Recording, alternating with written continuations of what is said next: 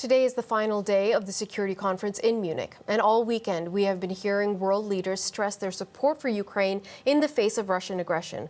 But so far, no pledges have been made to deliver what Ukraine is truly asking for, and Rebecca Collard has more on that part of the story.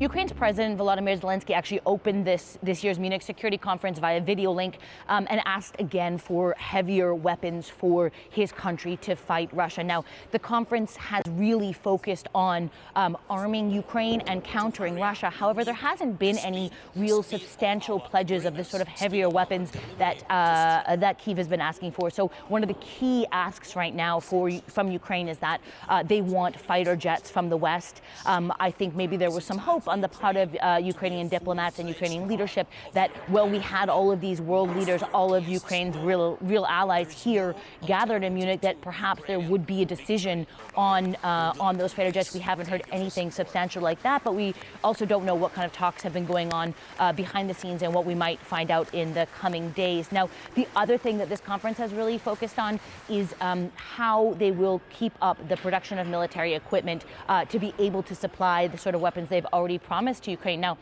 in many cases, what Western states have been saying is that they will give Ukraine their own military stockpile, so their own Leopard 2 tanks, their own munitions, and I think that is concerning to some states because that may mean that they're depleting their own military stockpile. So one of the things that has been focused on here is also how to ramp up the defense industry's production of the sort of weapons and munitions that are going to Ukraine.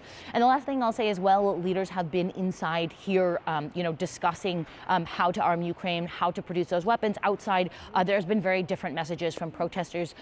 There was more than a dozen protests called for this weekend, and many of those protesters say they don't want any weapons going to Ukraine. They say that arming Ukraine is not a way to peace, and they don't want to see their country, Germany, get involved in a conflict. So there has been, inside a very different message than what we've been hearing from protesters outside.